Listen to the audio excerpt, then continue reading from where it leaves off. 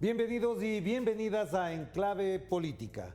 En Brasil todo puede cambiar este domingo. La expectativa mundial es enorme sobre lo que pueda pasar en este país sudamericano, pues la final es entre los dos extremos de la política tradicional, digamos, de ese país.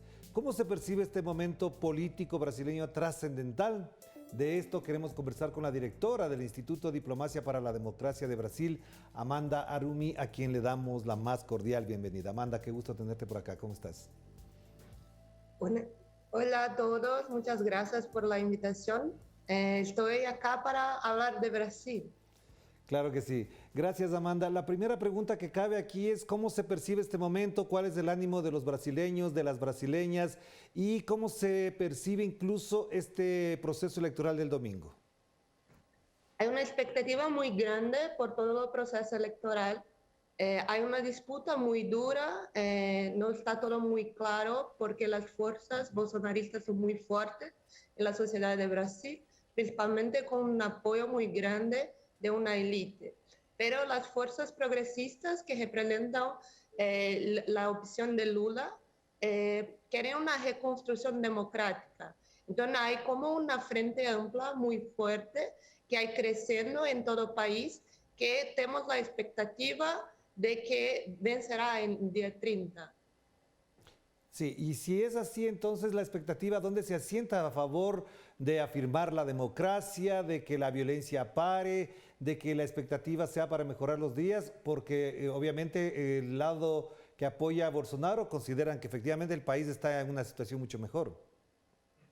Sí, hay una repactuación de la sociedad en los temas de la democracia. Este es el primer paso de Brasil, porque Bolsonaro representó un aumento de la hambre, infracción democrática, infracción a los medio ambiente, pero tienen un apoyo de una base bolsonarista de extrema derecha que crece en Brasil, que crece en toda Latinoamérica, pero es muy importante los esfuerzos de los grupos políticos democráticos y progresistas.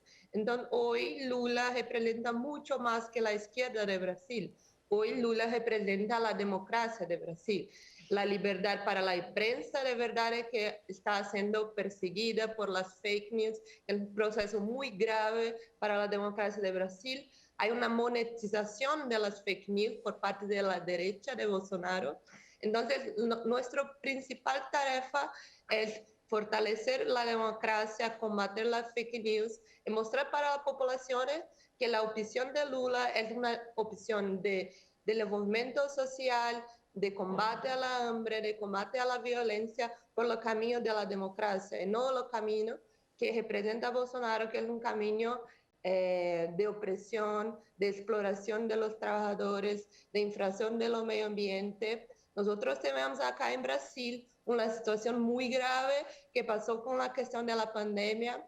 Bolsonaro es anticientífico, negacionista, cuestionó las mascarillas, las vacunas. Entonces es un proceso muy doloroso en toda la sociedad de Brasil que precisamos repactuar para construir nuevamente nuestra democracia.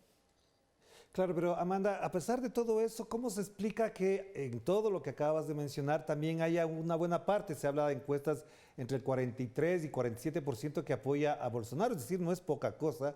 Y en la última votación, 50 millones de personas votaron por Bolsonaro. Entonces, yo no sé si es que eso de alguna manera también está reflejando una realidad que quizás también afirma otros postulados alrededor del miedo, del temor o del fascismo, por último. Sí, es una realidad muy dura para Brasil, porque tenemos que comprender que esta fuerza de extrema derecha es una fuerza cohesa, es una fuerza que existe en la sociedad de Brasil. Nosotros podríamos pensar sobre la cuestión de la formación colonial de Brasil, que fue una formación racista, de exploración, y todo eso está en nuestra sociedad. Pero hay también un poder económico de los agronegocios que se benefició mucho con las infracciones en lo medio ambiente, el avance de la pecuaria a la Amazonía, y todo ese poder económico y un poder comercial también apoya con mucha fuerza, con mucho dinero la candidatura de Bolsonaro. Entonces, hoy la democracia de Brasil es una democracia que está sobre un peligro de ser influenciada con quien tiene más dinero para financiar las fake news, toda esta desinformación en la Internet. Entonces, nuestra democracia está fragilizada por el poder económico que influencia las fake news. Pero Amanda, y siendo así como está planteada la cosa, ¿hasta dónde la derechización del país ha tomado fuerza en los últimos años? Quizás, ¿cuáles serían los resortes que explican, más allá de los sectores empresariales, sectores populares, incluso algunos juveniles que están anclados en esa idea de que no quieren vivir en el comunismo, de que quieren alejarse del socialismo que supuestamente se vivió en la época de Lula?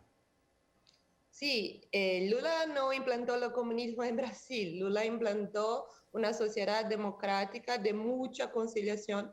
Entonces, ¿qué pasa? Es una desinformación de lo que fue la cuestión de Lula. Una cuestión, un punto muy importante para la rejección de Lula es que Lula esté en la cárcel. Entonces, todos los discursos de la derecha es que el PT representa la corrupción. Pero sabemos que este fue un proceso de Lava Jato, que fue un proceso de intervención en las condiciones políticas de Brasil, que influenció todo el proceso de Lula. Hoy Lula no debe más nada a la justicia. Inclusive, los jueces Sergio Moro, que fue quien condenó a Lula, es un apoyo de Bolsonaro. Entonces fica claro que hay un esfuerzo de esta derecha de hacer una persecución contra los proyectos políticos de Lula, que es un proyecto político de desarrollo económico, de desarrollo social, no es un proyecto progresista revolucionario. Pero todo esto está se implicando en la imagen de Lula como un hombre que fue a la cárcel. También es muy importante hablar de los avances de la religión en Brasil. La cuestión de la religión como algo que los brasileños tienen que ser más conservadores. Y esto está influenciando mucho, diciendo que la parte progresista no representa la familia, los cristianos, pero no es verdad. La amplitud de Lula es mucho grande en Brasil y representa la libertad religiosa, no representa solamente uno Dios, representa la libertad, la democracia para Brasil. Pero es un proceso muy duro para Brasil. Y ahí cabe la pregunta para cerrar esta primera parte, entonces, Amanda. Efectivamente, hay una conservadurización del Brasil, de la sociedad brasileña, que explicaría, por ejemplo, también el discurso no radical, la alianza con sectores liberales de Brasil de parte de Lula. ¿Hasta dónde está este modo, esta conservación, conservadurismo que se ha ido gestando en Brasil? También cambia el discurso de la izquierda. Sí, porque la izquierda necesita ser más amplia y hablar con todos, de hablar de un proyecto de país y no solamente de un grupo específico. La izquierda necesita defender la democracia, los procesos políticos. Es muy complejo comprender Bolsonaro. Hay investigadores que dicen que existe más de 15 tipos de bolsonarismo. Entonces, hay una parte que apoya a Bolsonaro por la cuestión conservadora, hay una otra parte por la cuestión económica, hay una otra parte por la cuestión de las armas, porque Bolsonaro liberó muchas armas para toda la población de Brasil. Pero que sabemos es que Bolsonaro representa una articulación de muchos grupos poderosos de derecha, de extrema derecha, que están en poder y que quieren continuar en poder porque cometieron muchas infracciones, inclusive ahora cometen infracciones electorales muy graves con la diseminación de fake news. Entonces, hay una disputa que de un lado está Lula, que representa más que la izquierda. Hoy Lula representa una amplitud democrática. En el otro lado está Bolsonaro, que representa la fuerza conservadora de Brasil, lo agronegocio, pero también lo militarismo, los milicianos que tienen la fuerza bélica de la violencia acá en el país. Y una última pregunta entonces en esta primera parte, Amanda. ¿De qué manera estos actos violentos, por ejemplo, un señor que no se quiere dejar detener por la policía, saca las armas, dispara contra la patrulla y otros actos de violencia incluso de modo simbólico, porque en redes sociales se ve inclusive una cantidad enorme de mensajes violentos contra la candidatura de Lula? Este mensaje de odio, ¿hasta dónde también está marcando la pauta de las elecciones del domingo próximo? Sí, está muy polarizado en la cuestión de la violencia. La derecha está incentivando su base a hacer acciones violentas, ataques individuales, algo muy parecido que pasó en Latinoamérica, en un proceso de una violencia, criminalización de la política. Hoy no es tan seguro que pueda salir sola con una camisa que represente algo de izquierda, algo que represente a Lula, porque puede ser atacado por una otra opinión. Esto es muy grave porque representa que la democracia de Brasil, que tiene una tradición de diálogo, de comprensión de toda coyuntura, está corrompida. Hoy hay una polarización, pero no es una polarización entre la extrema derecha y la extrema izquierda, no. Lula no representa la extrema izquierda, Lula no representa el comunismo, Lula no representa esta revolución, pero la narrativa construida por la derecha es que hay una amenaza comunista, pero no hay. Que hay una amenaza contra la democracia de Brasil de grupos milicianos, de grupos poderosos que están compactuando con la derecha para se mantener en poder. Claro que sí. Hagamos la primera pausa, Mandy, y enseguida volvamos para ver las perspectivas de lo que pueda ocurrir este domingo, también en el orden regional, pero sobre todo también en el orden ideológico y político de una región que efectivamente va consolidando una nueva etapa o un nuevo ciclo progresista para estas naciones. Vamos a la pausa.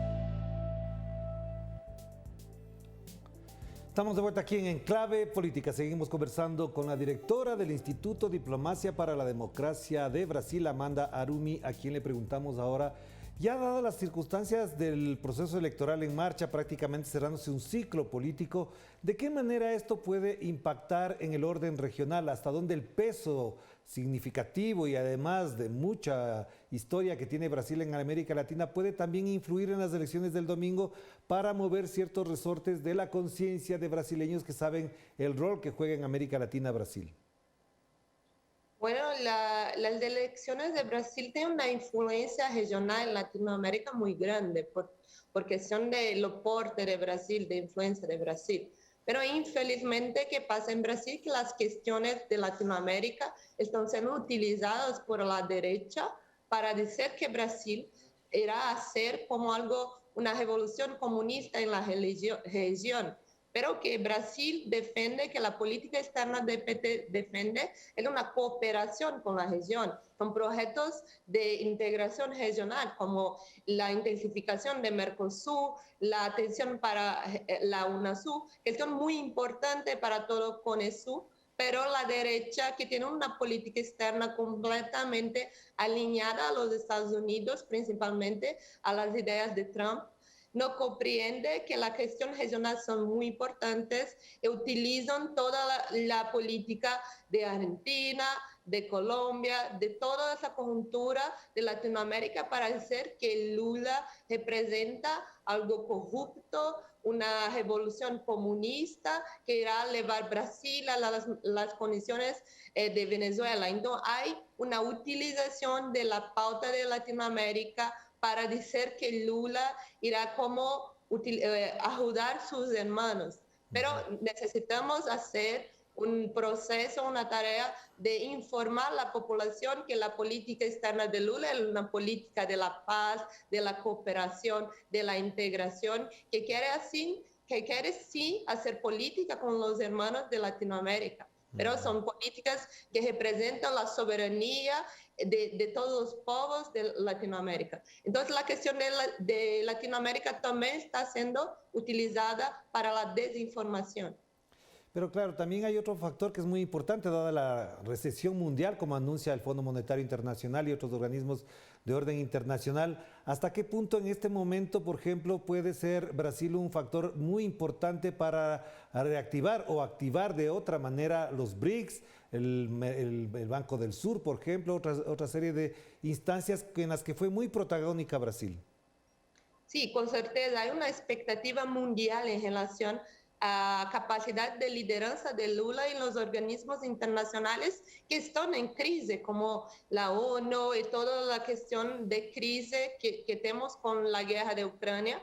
Pero también hay una expectativa con los BRICS, un espacio muy importante para todos los países que quieren el desarrollo económico, pero que el gobierno de Bolsonaro no utilizó este espacio, no articuló muy bien porque no tiene una capacidad de política internacional, no tiene comprensión, está completamente entregue a los intereses de lo capital internacional y no de lo desenvolvimiento y de la soberanía de Brasil. Entonces, la expectativa es que la política externa de Lula ocupe un vacío internacional, que es de una lideranza que tiene la capacidad de diálogo, que tiene la capacidad de conciliación. Y sí, Lula y César Amorim ya nos mostraron en los otros gobiernos que tienen una gran capacidad. En este momento del mundo, de una crisis bélica, de una crisis económica, de la crisis de pandemia también, necesitamos de líderes que consigan hablar de conciliación, hablar de un mundo multipolar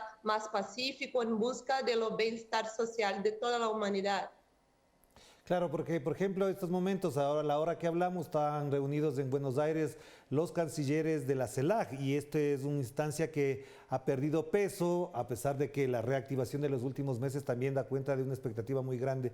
Liderazgos como el de Gustavo Petro, el de Andrés Manuel López Obrador y el de Lula evidentemente le darían un peso mucho más significativo al rol que juega la CELAC en estos momentos. Pero ¿crees que efectivamente, como ya lo han comentado algunos líderes sociales, expertos, con la presencia de Lula da Silva en la presidencia, podría volverse a sentir y a vivir la UNASUR como un espacio real de integración y de disputa política también, por supuesto?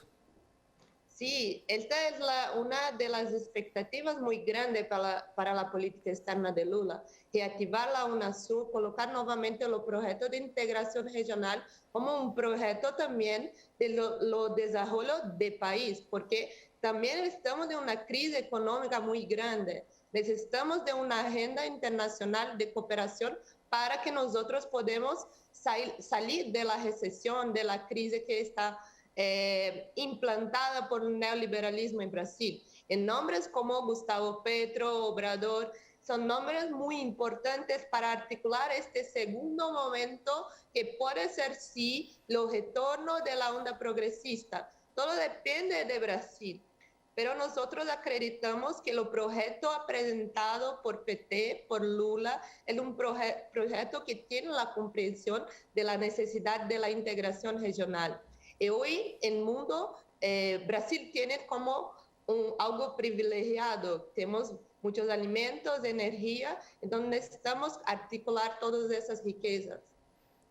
Entonces, si eso es así, ¿qué condiciones tiene Brasil para desarrollar esa integración? Quisiera comentar con dos preguntas. La primera es esta, obviamente. ¿Qué condiciones tiene Brasil para desarrollar un proceso de integración fuerte que se base primero, por ejemplo, en la economía, que es muy importante, y segundo, en una diplomacia distinta a la que desarrolló el señor Bolsonaro?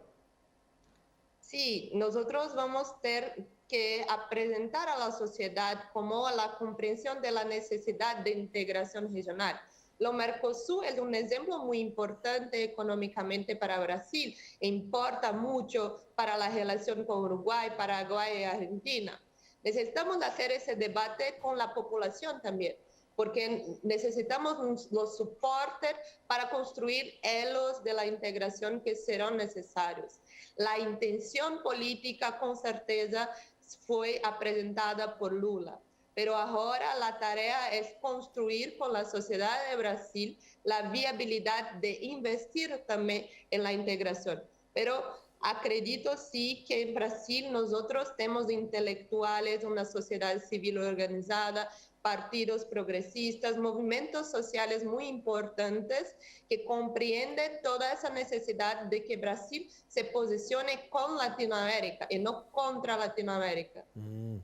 Eso es muy importante lo que acabas de mencionar, Amanda, para plantearte la otra pregunta que tenía alrededor de esto. Si Brasil está en esas condiciones, ¿cómo se van a manejar esos prejuicios ideológicos, mediáticos particularmente, de que una integración solamente es posible entre países democráticos, dejando por fuera, por ejemplo, a Venezuela, a Cuba, a cuál es todo el aparato mediático conservador de América Latina lo han querido excluir? ¿Es posible, por ejemplo, reforzar cosas como, por ejemplo, los médicos cubanos en Brasil, la ayuda que ha tenido Brasil incluso durante la pandemia de parte de Venezuela? Tenemos un desafío muy duro para los próximos años de Brasil. La victoria de Lula no es la única desafío. Tenemos que construir como una narrativa que irá soportar, porque hay una batalla ideológica acá en Brasil. Hay una disputa de los medios de comunicación que en Brasil no tenemos Telesur, un medio de comunicación que coloca una otra visión. Acá todos los medios de comunicación son liberales. Entonces también tenemos que tener la capacidad de construir la narrativa ideológica también para soportar las transformaciones. Otro desafío será que los movimientos políticos que están con Lula, los grupos políticos que soportan Lula, también necesitarán estar en la sociedad, en las calles, como los otros países de Latinoamérica hacen, permanentemente disputando los proyectos de país. Solamente la victoria no será suficiente. Tenemos mucho trabajo, lo campo ideológico, económico, de comunicación también. Claro, entonces ahora cierro con la siguiente pregunta que también estaba en la latente. Buena parte de los análisis que se hacen en estos momentos sobre el comportamiento electoral de los brasileños y de las brasileñas apuntan a ver con dudas de qué manera se podrían pronunciar los jóvenes. Y te pregunto ahí directamente, Amanda, ¿cuál es el comportamiento político de las nuevas generaciones de brasileños que nacieron prácticamente cuando ya gobernaba Luis Ignacio Lula da Silva?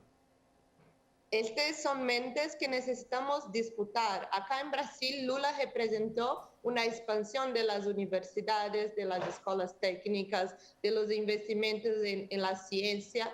Y necesitamos hablar con esta generación para que comprendan que Brasil necesita de un cambio, necesita de una construcción para el futuro, para trabajo, para el futuro de la juventud.